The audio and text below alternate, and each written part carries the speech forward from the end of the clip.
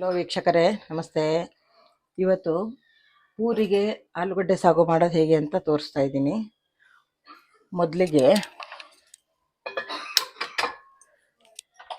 ಸ್ವಲ್ಪ ಎಣ್ಣೆ ಹಾಕೋಣ.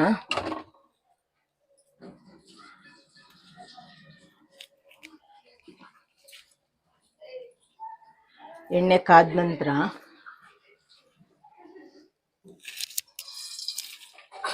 ಸ್ವಲ್ಪ ಸಾಸಿವೆ, ಸ್ವಲ್ಪ ಜೀರಿಗೆ,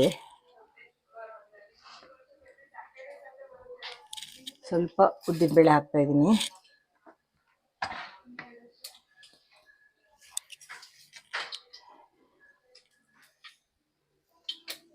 ಸ್ವಲ್ಪ ಸಿಡಿದ ನಂತರ ಹಸಿಮೆಣಸಿನ್ಕಾಯಿ,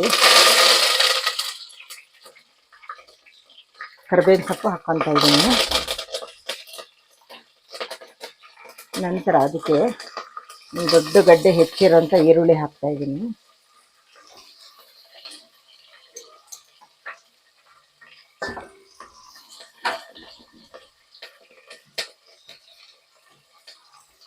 ಈರುಳ್ಳಿ ಎಲ್ಲ ಚೆನ್ನಾಗಿ ಕೆಂಪಾಗಬೇಕು.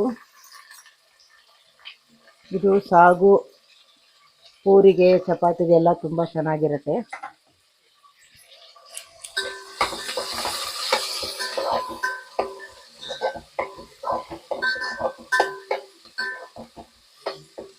ಇದು ಫುಲ್ಲು ಕೆಂಪಾಗಬೇಕು.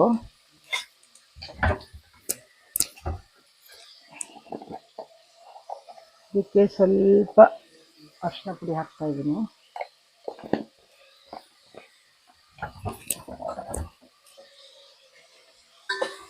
ಚೆನ್ನಾಗಿ ಒಂದು ಮಿಕ್ಸ್ ಕೊಡ್ತೀನಿ. ಈರುಳ್ಳಿ ಪೂರ್ತಿ ಕೆಂಪಾಗಬೇಕು.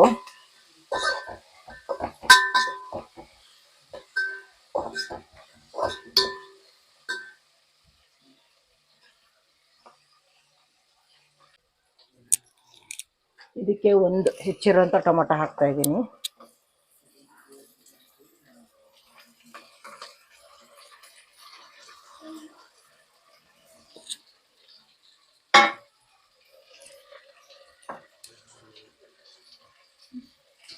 ಸ್ವಲ್ಪ ಸಾಲ್ಟ್ ಹಾಕ್ತಿದ್ದೀನಿ.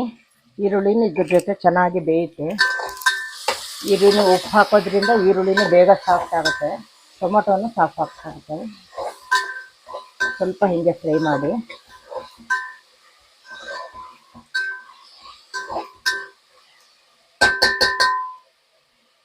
ಇದ್ರ ಜೊತೆ ನಾನು ಹಸಿ ಬಟಾಣಿನೂ ಹಾಕ್ತಾ ಇದ್ದೀನಿ.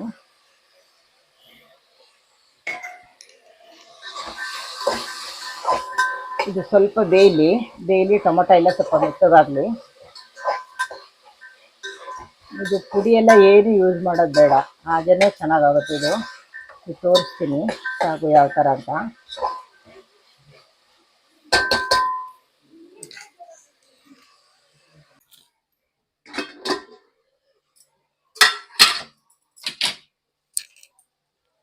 ಈಗ ನೋಡಿ, ಬಟಾಣಿ ಟೊಮೊಟೊ ಎಲ್ಲ ಬೆಂದಿದೆ.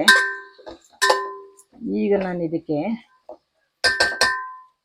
ಒಂದು ಸ್ವಲ್ಪ ನೀರು ಹಾಕ್ಕೊಳ್ತಾ ಇದ್ದೀನಿ.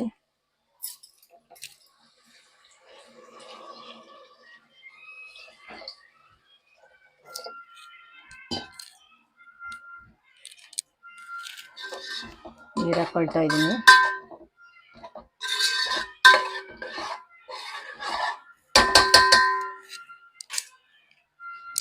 ನಾನು ಸ್ವಲ್ಪ ಹಾಕ್ತೀನಿ.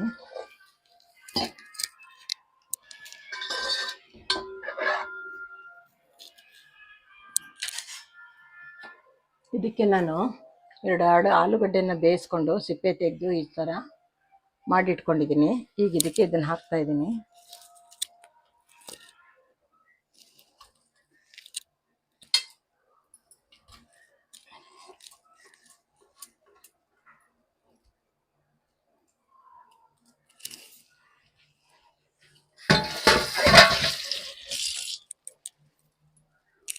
ಈಗ ಒಂದು ಸಲ ಹೀಗೆ ಮಿಕ್ಸ್ ಕೊಟ್ಟು ಒಂದು ಸ್ವಲ್ಪ ಕುದಿಯೋಕೆ ಬಿಟ್ಬಿಡಿ. ಇದನ್ನು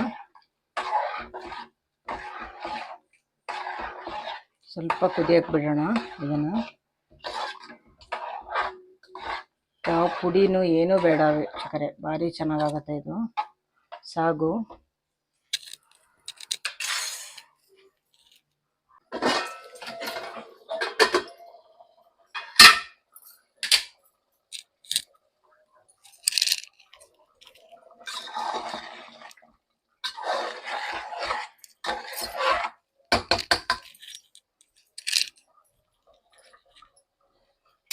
ಈ ಟೈಮಲ್ಲಿ ನಾವು ಇದು 1.5 ಚಮಚ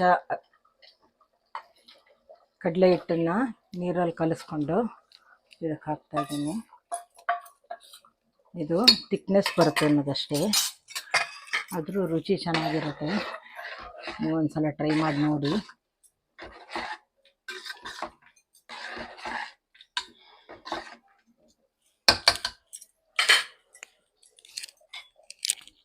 ಸ್ವಲ್ಪ ಕೊತ್ತಂಬರಿ ಸೊಪ್ಪು, ತೆಂಗಿನಕಾಯಿನ ಉದುರಿಸಿದ್ರೆ ಸಾಗು ರೆಡಿ.